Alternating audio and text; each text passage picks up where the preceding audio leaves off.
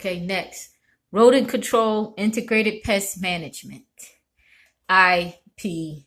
Very interesting. Okay. The Integrated Pest Management, IPM, is a system that combines preventative and control measures to eliminate pest infestation. Each year, millions of dollars are spent on costly and dangerous rodenticide pesticides to combat rodent infestations, which can also expose humans as well as pets to these poisonous substances. The IPM system combats the rodent problem by using a combination of different techniques, thus reducing the exposure to dangerous chemicals. Yeah, you don't want to poison us. The IPM works on 3 principles: starve them, build them out, destroy them. SBD. However, for integrated pest management to be successful, the key support principle is the thorough inspection of the facilities to identify the problem. A thorough inspection of your facility will give you a better indication of the nature and severity of the infestation, as well as the common routes taken by the rodents. This will allow you or the licensed pest control officer to set up proper traps and baits to intercept them.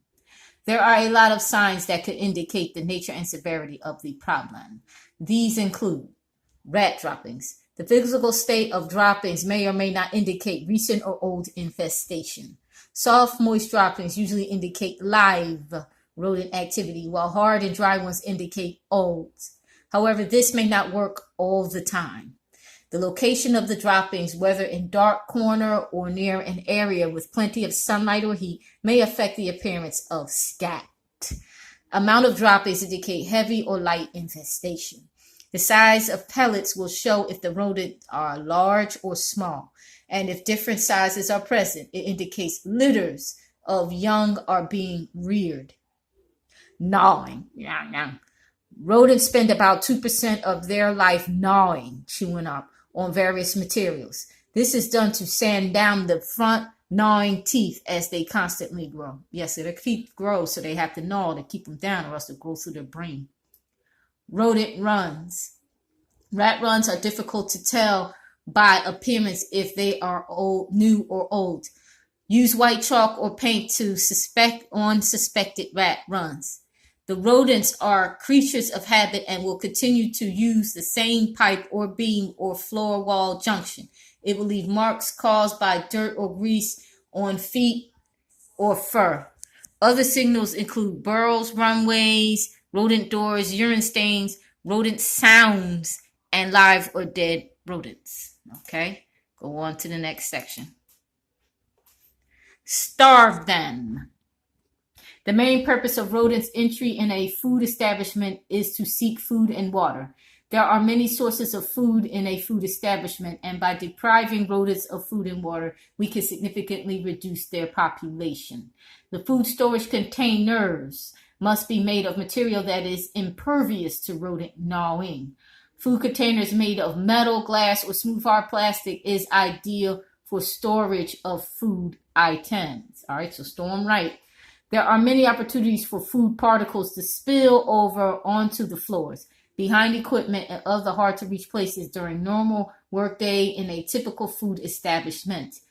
Every effort must be made to pick up spilled over food to ensure that rodents will not have a steady supply of rats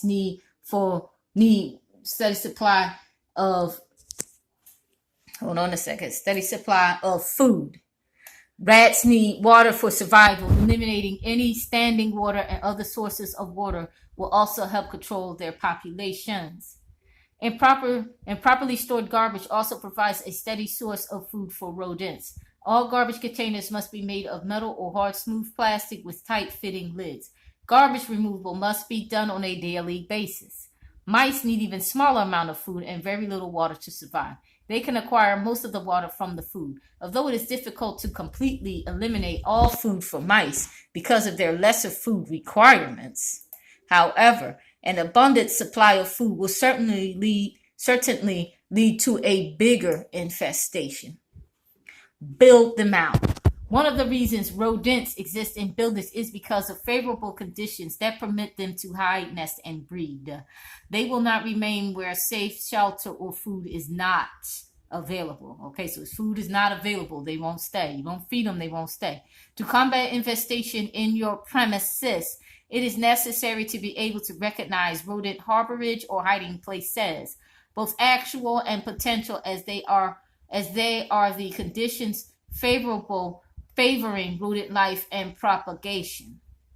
There are 3 general types of rodent harborage: temporary, incidental, and structured. TIS. All right, next page. Temporary rodent harborage.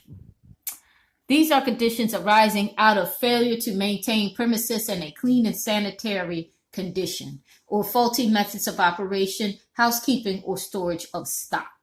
Examples: mass storage of office supplies and old records, materials for repairs, food products or other store merchandise, boxes, crates, or cartons that are left undisturbed for periods of time and not rotated in use, using up older stock first. Okay, so first in, first out method should be used also to prevent rodents.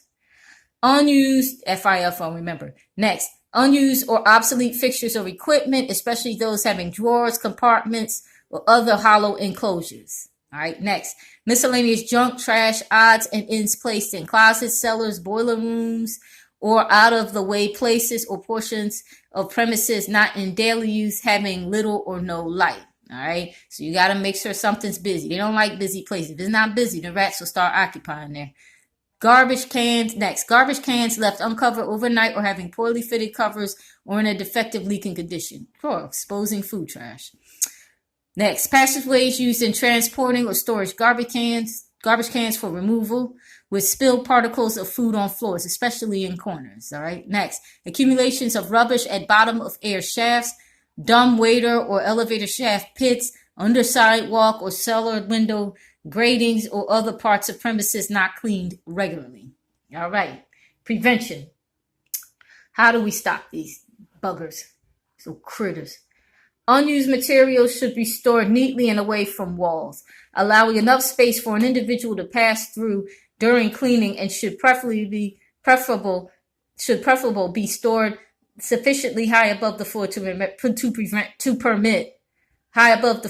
permit cleaning underneath. The amount stored should be minimized as much as possible. Okay, and it should be disturbed or its position changed at least every 3 weeks to prevent nesting of rodents. Right? Avoid mass storage by arranging in rows with 2-inch wide aisles. If stock is placed on shelves, raise the lowest shelf about 6 to 8 inches above the floor. Remove all rubbish that usually accumulates about unused materials. Okay. Promptly clean up food scraps that spill from garbage cans or fall under or behind slop sinks, equipment, and stock bins. Rodents feed more readily on these than on bagged or packaged food supplies. Store all garbage in non-leaking metal receptacles with tight-fitting lids. Place soiled linen into suitable containers. Maintain clean and sanitary condition at all times. Okay, so the point is to keep these rats out. You make sure you have a sufficient sealing of your foods and waste receptacles. You have to seal stuff up to keep them buggers out. All right.